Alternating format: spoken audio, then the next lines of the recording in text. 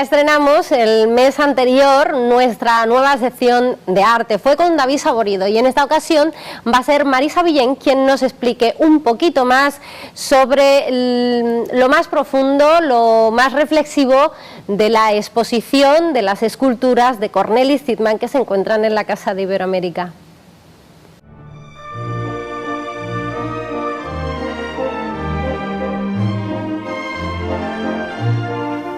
Pues hoy vamos a hablar de la obra de Cornelis Thittmann, pero la vamos a abordar desde el punto de vista de sus inicios, cuál es la formación que él recibió en sus estudios en Holanda y cómo de alguna manera esa influencia pues la podemos ver en alguna de sus obras. Recordar que él estudia en la Academia de Bellas Artes de La Haya por su afición al dibujo, en el que destacó desde pequeño, y por eso sus padres pues lo enfocaron a esos estudios con la idea, más que dedicarse a lo artístico, pues que de alguna manera pudiera aplicar esos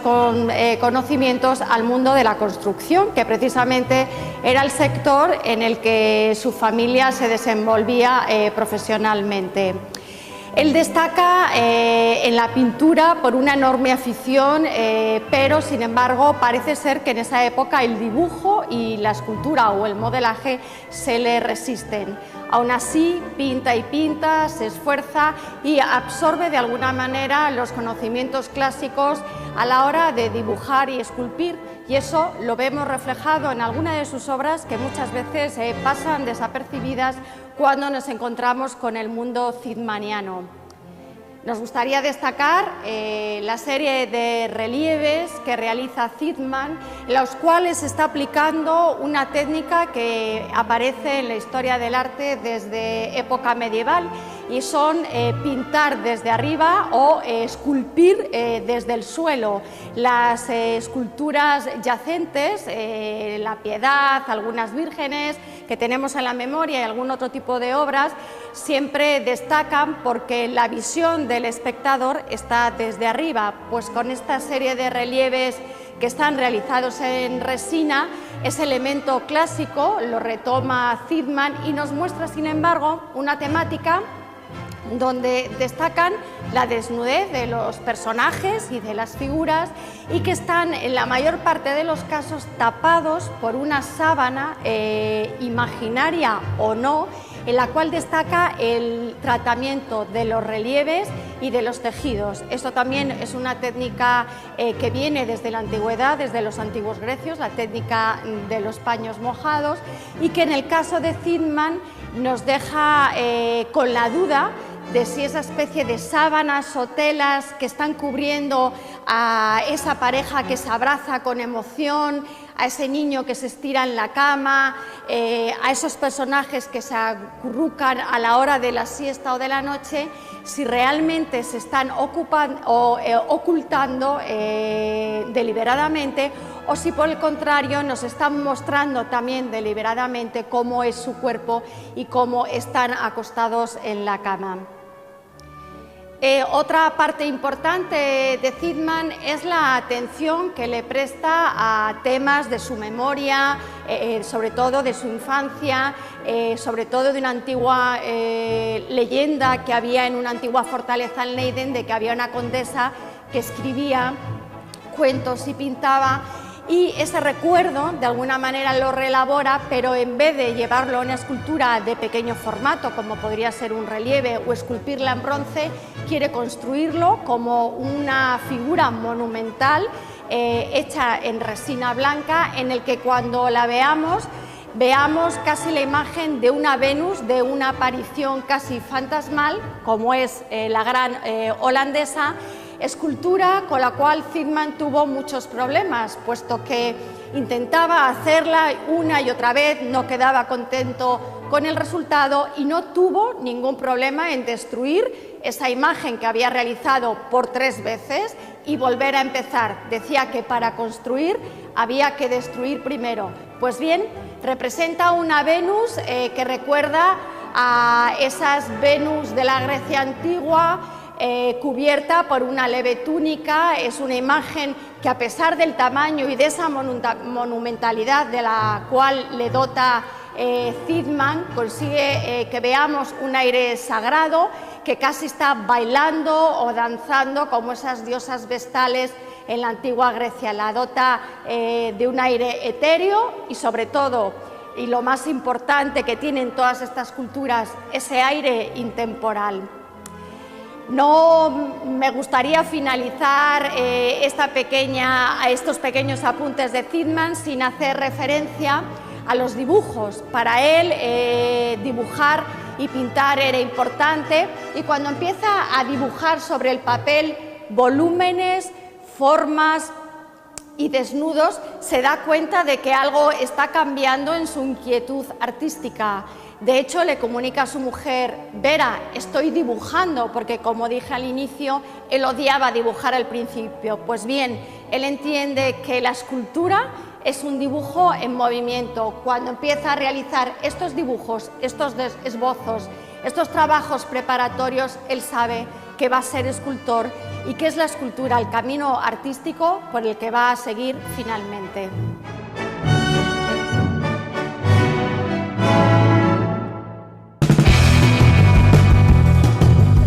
El mes anterior nuestra nueva sección de arte fue con David Saborido, y en esta ocasión va a ser Marisa Villén quien nos explique un poquito más sobre lo más profundo, lo más reflexivo de la exposición de las esculturas de Cornelis Zidman que se encuentran en la Casa de Iberoamérica.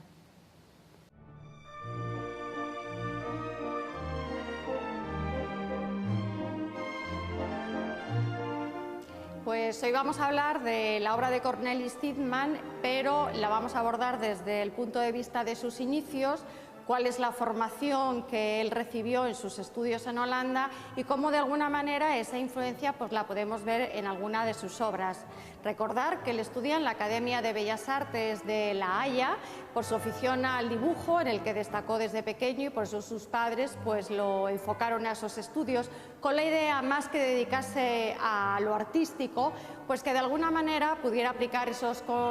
conocimientos al mundo de la construcción, que precisamente era el sector en el que su familia se desenvolvía profesionalmente. Él destaca en la pintura por una enorme afición,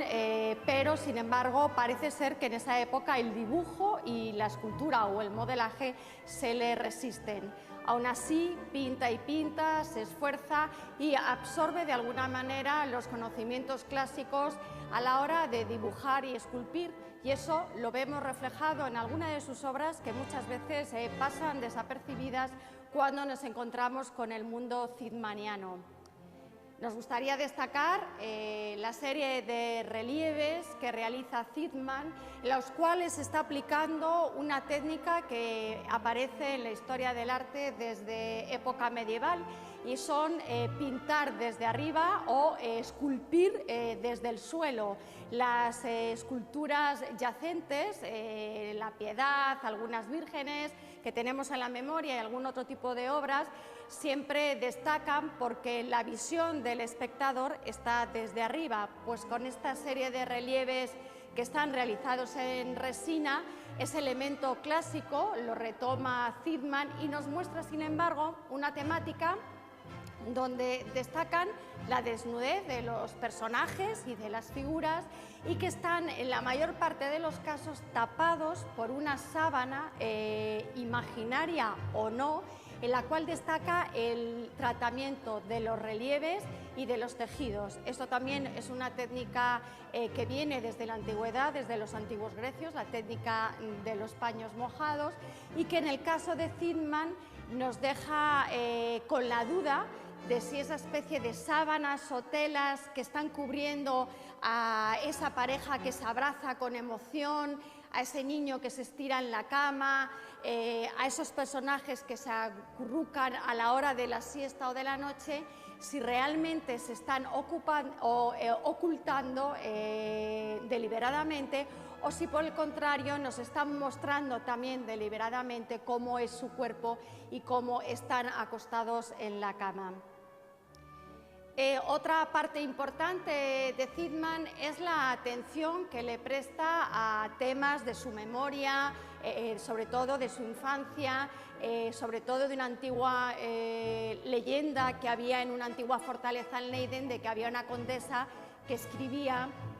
cuentos y pintaba, y ese recuerdo de alguna manera lo reelabora, pero en vez de llevarlo a una escultura de pequeño formato, como podría ser un relieve o esculpirla en bronce, quiere construirlo como una figura monumental hecha en resina blanca, en el que cuando la veamos casi la imagen de una Venus, de una aparición casi fantasmal, como es la gran holandesa, escultura con la cual Zytman tuvo muchos problemas, puesto que intentaba hacerla una y otra vez, no quedaba contento con el resultado y no tuvo ningún problema en destruir esa imagen que había realizado por 3 veces y volver a empezar. Decía que para construir había que destruir primero. Pues bien, representa una Venus que recuerda a esas Venus de la Grecia antigua, cubierta por una leve túnica. Es una imagen que, a pesar del tamaño y de esa monumentalidad de la cual le dota Zytman, consigue que veamos un aire sagrado, que casi está bailando o danzando como esas diosas vestales en la antigua Grecia. La dota de un aire etéreo y, sobre todo, y lo más importante que tienen todas estas culturas, ese aire intemporal.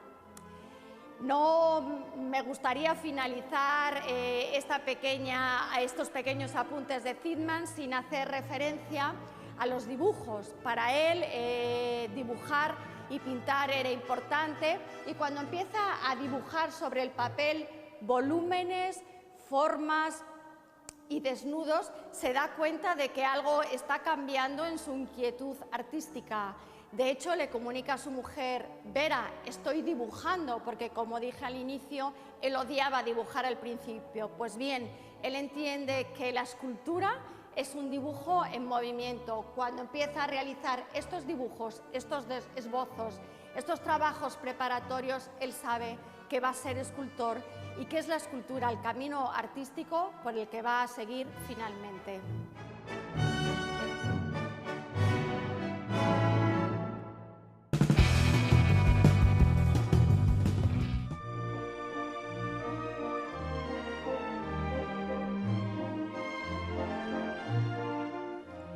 Vamos a ver hoy esos personajes que pueblan el mundo zytmaniano, que son las mujeres. Mujeres universales, mujeres atemporales, pero que tienen 3 características en la obra de Zytman. Son mujeres que están en equilibrio, son mujeres que están sentadas en algunas ocasiones y son mujeres también que se exhiben ante el mundo. La primera escultura que queremos destacar es una mujer que está sentada al borde de la silla, con lo cual da la sensación de que esa mujer puede levantarse en cualquier momento y al mismo tiempo tiene los brazos cruzados y mira de frente. Precisamente esta escultura, de alguna manera y metafóricamente, hace referencia a que a lo largo de la historia las mujeres siempre han estado sentadas en una actitud pasiva y recluidas en la intimidad de sus hogares, con lo cual tenían poca visibilidad. Pero Zytman da un paso más con esta escultura y, a pesar de que está sentada, sí que le dota de cierta fuerza y al menos nos introduce en la duda razonable de si está a punto de levantarse y que puede acabar con esa actitud pasiva en cualquier momento. De la misma manera, también nos introduce una duda en la siguiente escultura, que es el columpio. El columpio es un elemento objetivo de las esculturas de Zytman, pero es un elemento que también ha estado presente a lo largo de la historia de la pintura. Quien no recuerda, por ejemplo, el columpio de Fragonard o algún columpio de Renoir en el que bellas señoritas se están columpiando. En el caso de Zytman es una mujer que mira otra vez de frente, pero la postura de la cual lo ha dotado, con una pierna flexionada y la otra estirada, nos introduce lo mismo, una duda razonable de si esta mujer no ha decidido dejar que la columpien y tomar ella la acción y, por tanto, lanzarse a columpiarse o frenar ese empujón que alguien le ha dado. Es una metáfora del control, por tanto, de la autonomía de las mujeres, y nos da esa visión, como digo yo, moderna de la mujer que está plasmando Tiedemann en sus esculturas. Otro tercer elemento que tenemos en las mujeres de Tiedemann es que se exhiben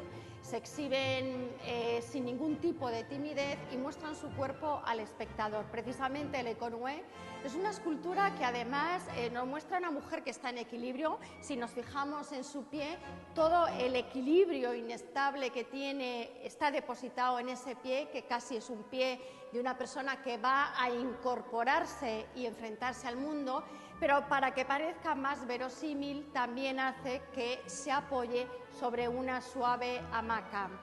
Esta escultura tiene una bonita anécdota, que es que parece ser que el expresidente francés, hace ya muchos años, Mitterrand, se encaprichó de esta escultura y se la compró al propio escultor. De hecho, del molde original se hacían una serie de ediciones limitadas y parece ser que Mitterrand compró una de ellas y estuvo cenando con el propio escultor. Le Econue, de alguna manera, con esa actitud, con un cuerpo exuberante en la cual no está tapada y descansa sobre la hamaca, nos muestra la mujer caribeña, la mujer criolla, la mujer que llama la atención en el trópico y en el Caribe a Cornelis Tiedemann, con una actitud de asumirse a sí misma y, por tanto, de tener autonomía. Las mujeres de Tiedemann son siempre universales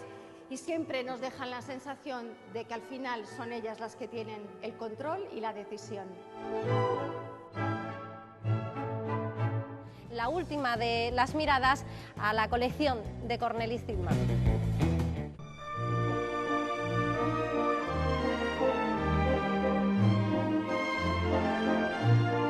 Nos vamos a fijar hoy en un aspecto que algunas veces no se destaca de las esculturas de Cornelis Tiedemann. Es como es una escultura que está apegada a la realidad que él vive y por tanto tiene indiscutiblemente un valor social. Hay una escultura, quizá de las primeras que hizo también, que se llama Familia Viajera, y es una familia con bicicletas, vestidas con ropas que podríamos decir de finales de los años 40, los 50, en los que parece que en algunos momentos están mirando hacia el cielo. Fue el propio Tiedemann que contó que con la ocupación de los nazis en Alemania, Holanda, que era un pueblo y un país muy tranquilo, la gente se echó a las calles y cogió sus bicicletas para ver cómo caían los paracaidistas del cielo. Así que dentro de lo que es la estética de Tiedemann y el gusto que tiene por esculpir esas esculturas en bronce en las cuales los rostros a veces no expresan toda la emoción, crea un conjunto familiar que sí nos puede dar la medida de lo que supuso para el propio Tiedemann, para su familia y para el pueblo holandés de aquel horror que fue la invasión nazi. Pero Tiedemann se traslada a Venezuela, investiga en la escultura, como hemos dicho, crea arquetipos de mujeres, pero también observa cómo es la realidad venezolana y gusta de ir, por ejemplo, a las estaciones de autobuses, incluso a las playas, y ver cómo es ese trasiego de gente, cómo se comportan, qué llevan, cuántos van de la familia. Y por tanto nos está describiendo la realidad de un país de Latinoamérica en el cual hay muchas personas que están luchando por la supervivencia, que tienen que trasladarse toda la unidad familiar en busca de mayor fortuna a otro sitio y que a veces sus enseres y pertenencias personales, como es en la familia viajera que está durmiendo sobre un banco y que casi forman un mismo grupo escultórico, está esperando a que salga su autobús y todas sus pertenencias están guardadas en esas maletas. Esa es la realidad que ve Tiedemann del pueblo venezolano, que tiene que trabajar día a día y buscarse una salida a su situación económica. Precisamente cuenta él que en una fiesta en Caracas, buscando los baños, se encontró abriendo una puerta, lo que él creía que era el servicio, lo que era la habitación de una criada que solamente tenía un camastro, una colcha, y que era una estancia totalmente destartalada. A ese tema de la cama o de la hamaca, Tiedemann le dedica mucha atención, y es por ello que queremos destacar esta escultura que se llama Cama Grande, en la cual ha tratado esta escultura como si estuviera hecha en 3 dimensiones. Es casi una obra expresionista, donde la cara de la mujer está pintada de blanco, es una imagen casi fantasmal, solamente está vestida en la parte superior, está desnuda, el resto del cuerpo, pero es un cuerpo deformado por la violencia de la vida, por esa agresividad que ha sufrido esta mujer, que ha intentado salir adelante, y por eso la parte inferior de su cuerpo, esas piernas, esas rodillas, están totalmente deformados por el sufrir de la vida y por tanto por la dureza de la misma. No hay en esta hamaca un deseo de transmitirnos una visión bella de la vida ni de la mujer caribeña, sino de la brutalidad de esa vida y de la dureza que enfrentan muchas veces el pueblo venezolano. Por tanto, las esculturas de Tiedemann esconden muchas lecturas que a veces cuesta descifrar cuando visitamos la colección.